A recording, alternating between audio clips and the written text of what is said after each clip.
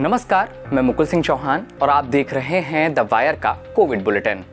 इस बुलेटिन में हम आपको कोविड-19 से जुड़े तमाम जरूरी अपडेट देंगे। सबसे पहले बात आंकड़ों की कर लेते हैं। भारत में कोरोना महामारी का भयावह कहर थमने का नाम नहीं ले रहा है। पिछले 3 दिनों से लगातार 4 लाख से अधिक कोरोना केस सामने आ रहे हैं।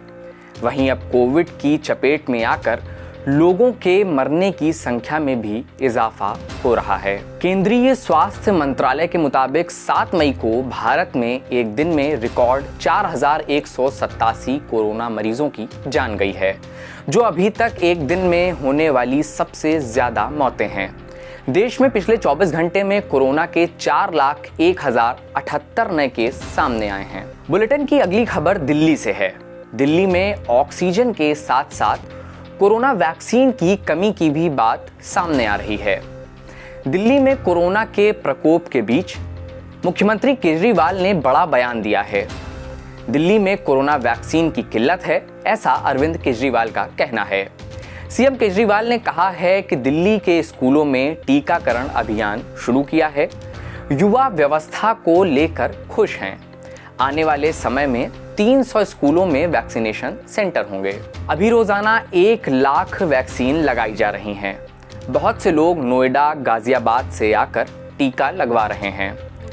3 महीने में वैक्सीनेशन के लिए दिल्ली को 3 करोड़ वैक्सीन चाहिए, जबकि अब तक सिर्फ 40 लाख वैक्सीन ही मिली हैं। दिल्ली को 2 करोड़ 60 लाख और वैक्सीन की जरूरत है। बुलेटिन की अगली खबर उत्तर प्रदेश से है। उत्तर प्रदेश के हापुड़ में एक शर्मनाक मामला सामने आया है। एक कोरोना मरीज नितिन की इलाज होने के दौरान मौत हो जाने पर 54,000 रुपए जमा ना करने पर रामा मेडिकल कॉलेज प्रबंधन, यानी जिस अस्पताल में वे भर्ती थे, उनके द्वारा शव को बंधक बनाकर रखा गया। इस मामले में डीएम हापुड़ के हस्तक्षेप के बाद 35,000 रुपए लेकर रामा अस्पताल प्रशासन ने युवक का शव उसके परिजनों को सौंपा। एक तरफ जहां यूपी सरकार यह कह रही है कि कोविड-19 संक्रमण के इलाज का पूरा खर्च वह उठाएगी, तो वहीं दूसरी तरफ वास्तविकता कुछ और ही दिखाई दे रही है। अस्पताल प्रबंधन द्वारा संक्रमण से मरने वालों के परिजनों से इलाज का पूरा रुपया वसूलने तक मृतक के शव को बंधक बनाकर रखा जा रहा है। यह खबर उत्तर प्रदेश सरकार के दावों की कोई और ही सच्चाई बयां कर रही है। अगली खबर कोरोना संक्रमण की राष्ट्रीय नीति से जुड़ी हुई है। देश में कोरोना संक्रमण कहर बरपा रहा है। रोज आने वाले संक्रमण के आंकड़े रिकॉर्ड तोड़ रहे हैं, तो वहीं मौतों की संख्या अब डराने लगी है। ऐसे में स्वास्थ्य मंत्रालय ने बड़ा कदम उठाते हुए कोरोना की राष्ट्रीय नीति में बदलाव किया है। नई नीति के तहत कोविड हेल्थ फैसिलिटी में बिना पॉजिटिव रिपोर्ट के भी भर्ती करने का प्रावधान किया गया है। स्वास्थ्य मंत्रालय ने अस्पताल में भर्ती होने के मानदंडों को संशोधित किया है। इसके साथ ही राज्यों को यह सुनिश्चित करने के लिए कहा गया है कि सभी कोविड संदिग्ध रोगियों को भर्ती किया जाए। स्वास्थ्य मंत्रालय की नई नीति के मुताबिक किसी भी मरीज को ऑक्सीजन और दवा देने से मना नहीं होना चाहिए, भले ही वह अलग शहर का ही क्यों ना हो। किसी भी मरीज को इस आधार पर भर्ती करने से मना नहीं किया जा सकेगा कि उसके पास उस शहर या जिले का वैध पहचान पत्र नहीं है, जिस जिले या शहर में अस्पताल है।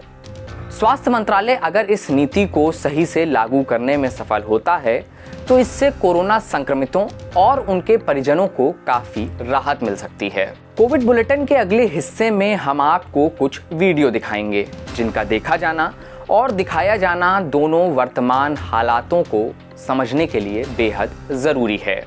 पहला वीडियो महाराष्ट्र के बीड जिले का है। कोविड ड्यूटी के बाद घर लौट रहे एक डॉक्टर की कुछ पुलिसकर्मियों ने पिटाई कर दी।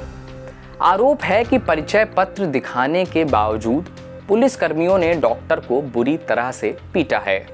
इस घटना से आक्रोशित जिले के सभी सरकारी डॉक्टर्स ने हड़ताल पर जाने की चेतावनी दी है। बता दें कि कोविड से निपटने के लिए जिले में कर्फ्यू लगा हुआ है। पुलिस द्वारा लोगों के साथ हिंसा किए जाने के कई वीडियो सोशल मीडिया पर देखने को मिल रहे हैं। पुलिस द्वारा की जा रही हिंसा को किसी भी स्तर पर जायज नहीं ठहराया जा सकता है। अगर कोई कर्फ्यू का पालन नहीं भी कर रहा है तो पुलिस को उस पर कड़ी कानूनी कार्रवाई करने की जरूरत है, ना कि उसके साथ हिंसा करने की। अगला वीडियो बिहार से है। भाजपा से सांसद और पूर्व कौशल विकास मंत्री राजीव प्रताप रूडी के कार्यालय में 50 के करीब एम्बुलेंस खड़ी पाई गईं।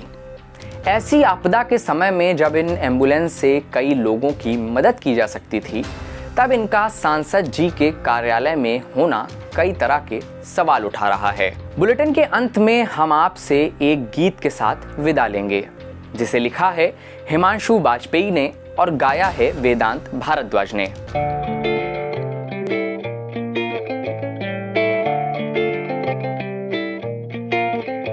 ना खाता ना बही है, जो तुम बोलो वही है। न्यूज़ ये छप रही है, सब कुछ बिल्कुल सही है, मगर मेरे शहर के हैं सवाल कुछ, मेरे शहर के हैं सवाल कुछ।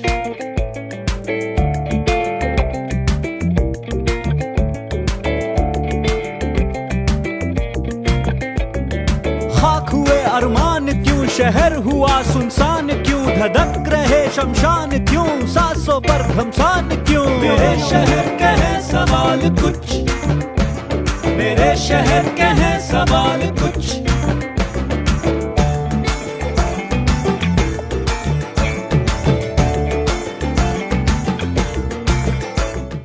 हम आप तक कोरोना से जुड़ी हर जरूरी जानकारी पहुंचाने का प्रयास कर रहे हैं। तब तक अपना और अपनों का ध्यान रखिए, मास्क पहनिए और घर से बाहर निकलने से बचिए। और अगर हाल ही में आप कोरोना से ठीक हुए हैं तो डॉक्टर की सलाह लेकर प्लाज्मा डोनेट करके किसी की जान बचाइए।